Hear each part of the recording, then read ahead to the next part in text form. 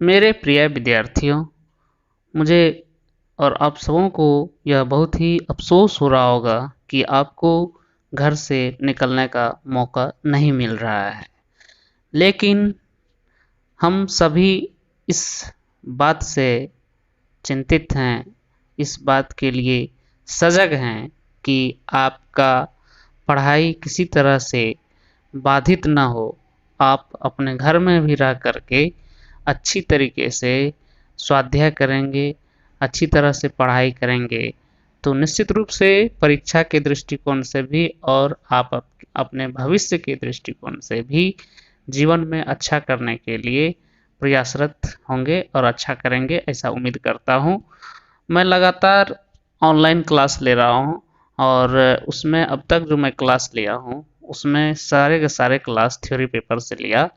लेकिन आज मैं आपके लिए जो क्लास लेने जा रहा हूँ, जो लेक्चर दे रहा हूँ, यह क्लास आपका प्रैक्टिकल से संबंधित है।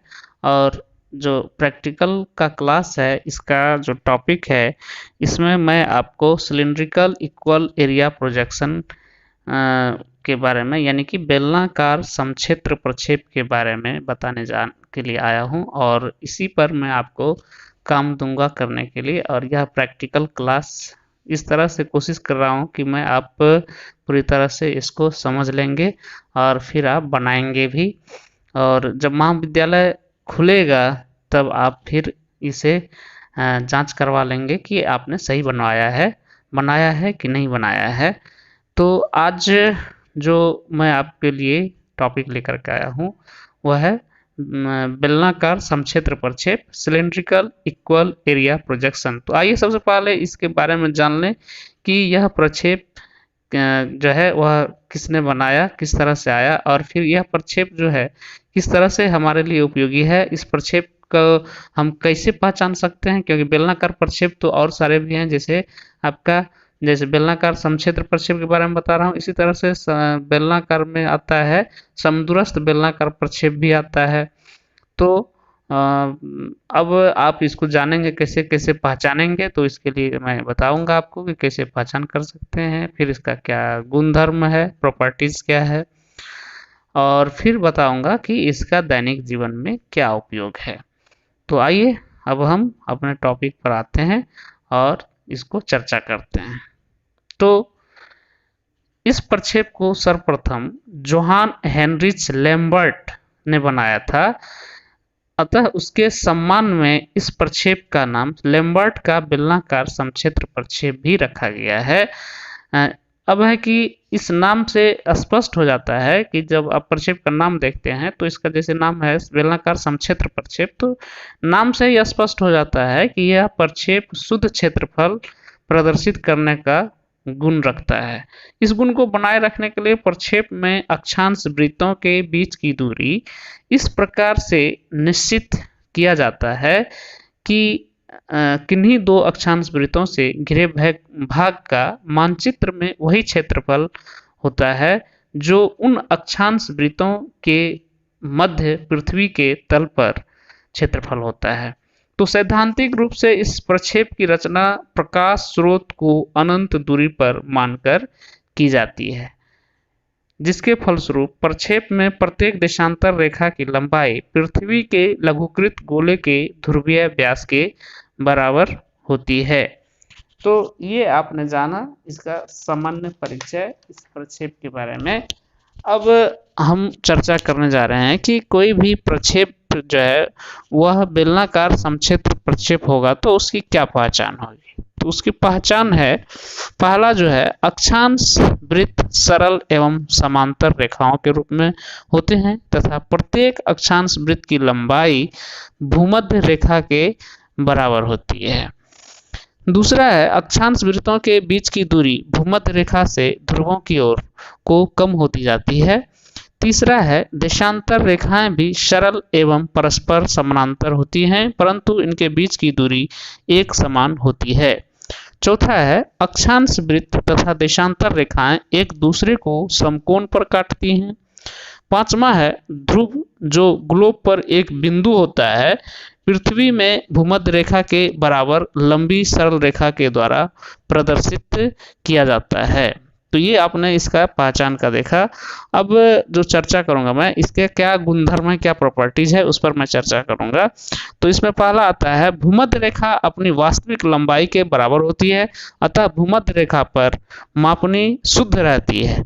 लेकिन दूसरा है इसका कि अन्य अक्षांश वृत्त अपनी वास्तविक लंबाई से बड़े होते हैं, अतः उन पर मापनी अशुद्ध होती है। तीसरा है प्रक्षेप में रेखाएं पृथ्वी के लघुकृत गोले के ध्रुवीय व्यास के बराबर बनाई जाती है, अतः वे अपनी वास्तविक लंबाई से छोटी होती हैं। इसके फलस्वरूप देशांतर रेखाओं पर मापनी अशुद्ध हो जाती है। चौथा है यह एक समक्षेत्र प्रक्षेप है, परंतु भूमध्य रेखा से दूर जाने पर क्षेत्रों की आकृति बहुत विकृत हो जाती है। ये हुआ इसका गुणधर्म। अब इसका क्या उपयोग है, इसके बारे में हम चर्चा करें। यह जो प्रक्षेप है यह कभी कभी संसार के वितरण मानचित्र बनाने के लिए प्रयोग किया जाता है, परंतु भूमध्य रेखा के निकटवर्ती क्षेत्रों के वितरण मानचित्रों के लिए यह प्रक्षेप विशेष रूप से उपयोगी होता है, क्योंकि इस प्रक्षेप में जो है वह मापनी अधिक से अधिक शुद्ध जो होता है वह भूमध्य रेखा के पास होता है, और जैसे जैसे दोनों ध्रुवों की ओर बढ़ते जाते हैं तो मापनी अशुद्ध होती जाती है, क्योंकि भूमध्य रेखा की जो लंबाई है उसी लंबाई का जो है वह ध्रुवीय क्षेत्र का भी जो अक्षांश होता है, चाहे वह 90 डिग्री का अक्षांश हो, एक बिंदु के रूप में होगा जो उसकी लंबाई भी भूमध्य रेखा के समान होती है। तो स्वाभाविक है कि इसमें जो विश्व में कोई भी चीज का वितरण, चाहे मान लीजिए कि गेहूं का वितरण क्षेत्र दिखाना होगा या वर्षा का वितरण क्षेत्र दिखाना होगा, तो किसी फसल का वितरण क्षेत्र दिखाना होगा, किसी भी चीज का जो वितरण दिखाना होगा, तो उसमें सबसे ज्यादा जो सटीक होगा वितरण उसका, वो भूमध्य रेखा के आसपास का क्षेत्र जो होगा वहीं पर उसका वितरण सही में रूप में प्रदर्शित किया जा सकता है। तो अब हम जानेंगे कि इस प्रोजेक्शन को बनाने के लिए आपको एक प्रश्न चाहिए। तो प्रश्न मैं आपको बताता हूं कि प्रश्न आप लिखेंगे। तो प्रश्न इस तरह से है जब RF 1:12,50,00,000 और अक्षांश एवं देशांतर रेखा का अंतराल 15 डिग्री हो, तो बेलनाकार समक्षेत्र प्रक्षेप के लिए अक्षांश एवं देशांतर रेखा खींचिए। Draw latitude and longitude for cylindrical equal area projection for eastern hemisphere when the RF is 1:12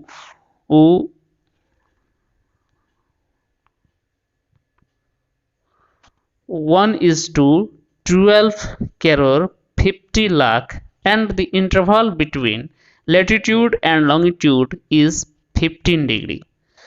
तो अब हम इसका, ये तो प्रश्न हुआ, प्रश्न को फिर आपको हल भी करना पड़ता है, क्योंकि जो प्रश्न में दिया हुआ है वो सारा चीज आपको नहीं समझ में आएगा, तो इसमें अलग अलग चीज को फिर निकालना पड़ता है। तो प्रश्न में जो आपको दिया हुआ है उसकी मैं पहले चर्चा करूंगा। तो यह जो बनेगा इसके लिए आपको ग्राफिकल मेथड से हम बनाते हैं, इसको आलेखी विधि से बनाते हैं। प्रश्न में दिया हुआ है RF 1:12,50,00,000 और अक्षांश एवं देशांतर के बीच का अंतराल आपको दिया हुआ है 15 डिग्री। अब आप यहाँ पर अक्षांशीय विस्तार के बारे में दिया हुआ तो नहीं है, तो चूंकि यहाँ पर पूर्वी गोलार्ध के बारे में ही केवल बात की जा रही है, तो अक्षांशीय विस्तार पूर्वी गोलार्ध की बात करें कि वो पश्चिमी गोलार्ध की बात करें, अक्षांशीय विस्तार तो उतना ही होगा। तो अक्षांशीय विस्तार ध्रुव से ध्रुव तक होता है, तो 90 डिग्री जो है वह उत्तर से 90 डिग्री दक्षिण अक्षांश इसका जो है वो अक्षांशीय विस्तार होगा। अब देशांतरीय विस्तार की बात करें तो चूंकि यह पूर्वी गोलार्ध की केवल बात हो रही है, तो पूर्वी गोलार्ध की बात हो रही है, तो इसका देशांतरीय विस्तार 0 डिग्री से लेकर के 180 डिग्री पूर्वी देशांतर इसका देशांतरीय विस्तार होगा। अब इसमें आपको चूंकि RF दिया हुआ है, तो अब हम निकालेंगे इसमें लघुकृत पृथ्वी के गोले की त्रिज्या क्या होगी। चूंकि आप पृथ्वी का वास्तविक त्रिज्या जान लीजिए कि इस वास्तविक त्रिज्या की लंबाई जो है वह कितना होता है, तो 250 पर 60 इंच होता है। तो अब है क्या कि पृथ्वी का लघुकृत गोले की त्रिज्या निकालना है, तो 250 पर 60 में हमें भागा देना है। जो RF दिया हुआ है उसमें जो हर दिया हुआ है 125 पर 60 उससे भागा देंगे तो 2 इंच निकल करके आएगा, जो कि लघुकृत पृथ्वी का गोले का त्रिज्या होगा। अब इस त्रिज्या की मदद से हम जो है केवल पूर्वी गोलार्ध के लिए भूमध्य रेखा की लंबाई ज्ञात करेंगे। तो पूर्वी गोलार्ध के लिए भूमध्य रेखा की लंबाई बराबर क्या होगा, तो सामान्यतः भूमध्य रेखा की लंबाई यदि आपको पूरे निकालना होगा तो उसके लिए 2πr होगा, क्योंकि वृत्त का परिधि का जो सूत्र होता है 2πr होता है।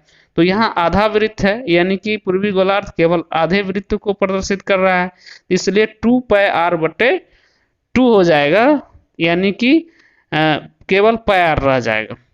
तो यहाँ पर पूर्वी गोलार्ध के लिए भूमध्य रेखा की लंबाई बराबर क्या हो जाएगा, 22/7 गुना 2, यानी कि इसको 44/7 लिख सकते हैं। फिर इसको निकालेंगे तो 6.228 इंच में आ रहा है।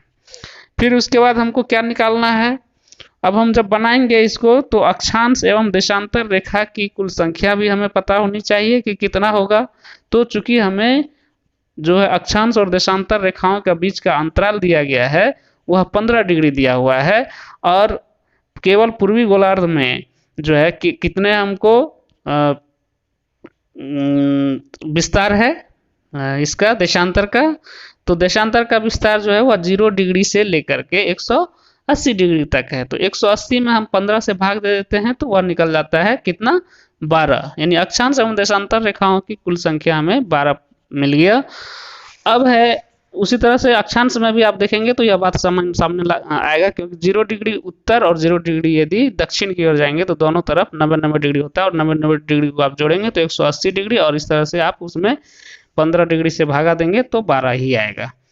अब इसमें जो हमें पता करना है वह दो संलग्न देशांतर रेखाओं के बीच की दूरी क्या होगी। जब आप बनाने लगेंगे तो दो देशांतर रेखाओं के बीच की दूरी भी आपको चाहिए होती है। तो अब दो देशांतर रेखाओं के बीच की दूरी निकालने के लिए जो है पूर्वी गोलार्ध में भूमध्य रेखा की जो लंबाई है उसमें हम कुल देशांतर की संख्या से भाग दे देंगे तो वह निकल जाए, यानी कि 6.28 इंच में 12 से भागा दीजिएगा तो वह निकल कर आएगा 0.52 इंच। तो ये 0.25 इंच जो है यही दो देशांतर रेखाओं के बीच की दूरी है। अब एक चीज और बच जाता है जो हमको जरूरी पड़ेगा, वो है मापनी का। यानी आप जो प्रोजेक्शन बनाएंगे, जो प्रक्षेप बनाएंगे सिलेंड्रिकल इक्वल एरिया प्रोजेक्शन आप अपने प्रैक्टिकल शीट पर, तो उसमें एक आपको स्केल भी बनाना होता है नीचे में। तो वो निकालने के लिए आप क्या करेंगे, तो पृथ्वी की त्रिज्या की लंबाई आपने इंच में देखा, तो पृथ्वी की त्रिज्या की लंबाई जो है वह माइल में भी होता है, और वह माइल में होता है 4000 माइल। तो अर्थात 2 इंच प्रदर्शित करता है 4000 माइल को। तो इसी तरह से 1 इंच प्रदर्शित करेगा कितना, तो 4000 में 2 से भागा दे देंगे तो वह हो जाएगा 2000 माइल। तो इस तरह से 2000 माइल आपको आ गया, 1 इंच 2000 माइल को प्रदर्शित करता है। तब इसी के आधार पर जो है आप प्रैक्टिकल शीट में उसको बना लेंगे। तो उम्मीद करता हूँ कि आप प्रश्न भी लिख लेंगे, और फिर मैं उसका जो है जो हल किया है उसको भी मैं दूंगा आपको, और उसके आधार पर आप इसको जो है रूलिंग पेज पर प्रश्न लिखेंगे, फिर उसका जो है हल किया हुआ जो उसको लिखेंगे, और जो आपका सादा प्रैक्टिकल शीट होगा उस पर प्रोजेक्शन को बनाएंगे। तो उम्मीद करता हूँ छात्रों कि आप इसको भलीभांति समझ गए होंगे और इसको बढ़िया से बना लेंगे। और यदि आपको कोई दिक्कत होगी, कोई परेशानी होगी तो फिर आप मुझसे पूछेंगे, आप मुझे बताएंगे, मैं उसका फिर समाधान करूँगा। थैंक यू, आज के लिए इतना ही। और आप ध्यान से पढ़िए, इसको बनाते जाइएगा ताकि आपको सुविधा होगी। धन्यवाद।